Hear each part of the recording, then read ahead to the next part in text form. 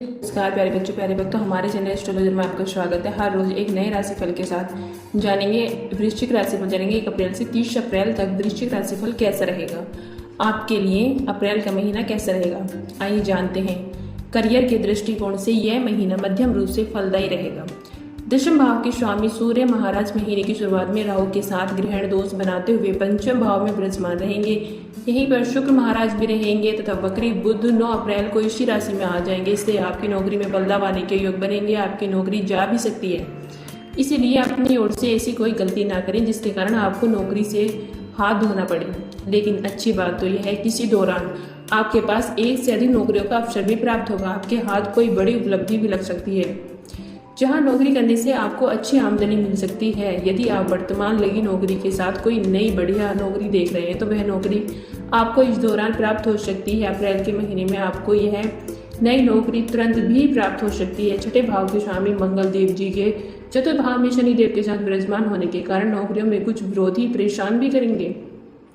वे आपका कुछ नहीं बिगाड़ पाएंगे। आपको अपने मन को शांत रखना होगा और अपने काम पर ध्यान देना होगा। इसलिए अप्रैल का महीना आपके लिए बेहतर रहेगा।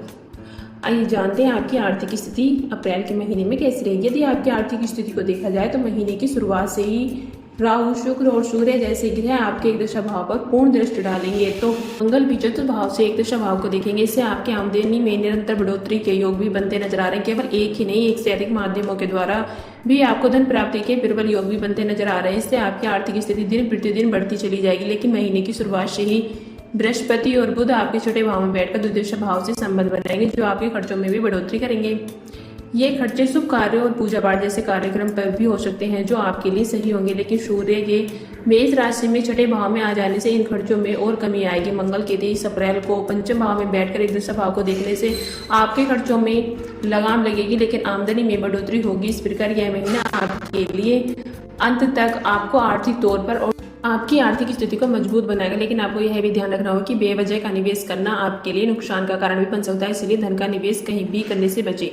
आइए जानते हैं आपके लिए स्वास्थ्य कैसा रहेगा। यह महीना स्वास्थ्य के दृष्टिकोण से कुछ कमजोर रहने की संभावना है। चतुर्थ भाव में शनि और मंगल का प्रभाव आपको छाती में जकड़न या जलन जैसी समस्याएं दे सकता है। कमर में दर्द भी आपको पीड़ित कर सकता है। पंचम भाव में राहु, सूर्य और शुक्र जैसे ग्रहों का एक साथ होना पेट से जुड़ी बीमारियों को भी न्योता दे सकता है। आप यदि अपने खान पान को नहीं संभालेंगे तो आप परेशानी में आ सकते हैं। बृहस्पति देव जी भी वक्री बुध देव जी के साथ छठे भाव में रहेंगे, जो आपके मोटापे में बढ़ोतरी कर सकते हैं। बुध के 9 अप्रैल को पंचम भाव में वक्री होकर आ जाने से स्थिति और भी बिगड़ सकती है। सूर्य के मेष राशि में छठे भाव में 13 अप्रैल को आ जाने से स्थिति में सुधार भी होगा और स्वास्थ्य समस्याओं में कमी भी आएगी। इसलिए अपने स्वास्थ्य का ध्यान रखिए। प्रेम और विवाह की तरफ से आपके लिए महीना कैसा रहेगा। यदि आप किसी प्रेम संबंध में है तो महीने की शुरुआत बहुत ही आश्चर्यजनक हो सकती है। उच्च राशि के होकर शुक्र यहाँ आपको प्यार में पागल बनाएंगे।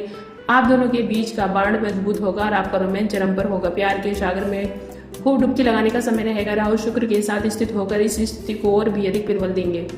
लेकिन यहीं पर सूर्य भी स्थित है, जो राहु और सूर्य के सूर्य ग्रहण योग के कारण आपके प्रियतम की तबीयत भी बिगड़ सकती है। उनको स्वास्थ्य समस्याएं परेशान कर सकती हैं, जिससे आपको अपने प्रियतम का विशेष ध्यान रखना होगा।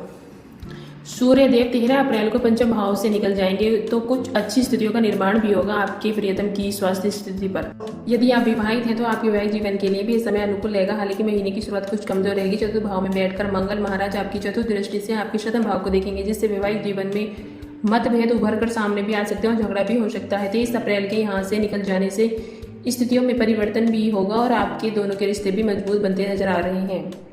आइए जानते हैं पारिवारिक तौर से आपके लिए महीना कैसे रहेगा। यह महीना पारिवारिक तौर पर उथल पुथल से भरा रहने वाला। चतुर्थ भाव के स्वामी शनि महाराज चतुर्थ भाव में स्थित रहकर घर को सुख शांति पूर्ण बनाने का पूर्ण प्रयास करेंगे। लेकिन वहीं पर महीने की शुरुआत में मंगल महाराज विराजमान रहकर आपकी माताजी के स्वास्थ्य को पीड़ित करेंगे। आपके मन का चैन छीन लेंगे। शनि और मंगल का यह युति संबंध पारिवारिक जीवन में संबंधों के बीच टकराव और विवाद को जन्म दे सकता है। इसलिए आपको बहुत सावधानी रखनी होगी। हालांकि यदि आप इसका सदुपयोग करना चाहते तो आपको घर में कोई कंस्ट्रक्शन का या नव निर्माण का कार्य करना होगा, जिससे यह नकारात्मक ऊर्जा सकारात्मक रूप में बदल जाए। घर का माहौल अच्छा रहेगा और अपनी वाणी पर भी नियंत्रण रखें। आइए जानते हैं उपाय। आपको शनिवार के दिन काले तिलों का दान करना चाहिए। रविवार के दिन गौ माता को गेहूं का सूखा आटा अपने हाथों से खिलाएं। सूर्य देव को हल्दी और अक्षत मिलाकर यह जल अर्पित करना चाहिए। राहु के दुष्प्रभाव को नियंत्रित करने के लिए माँ दुर्गा जी के किसी भी मंत्र का जाप करना आपके लिए लाभदायक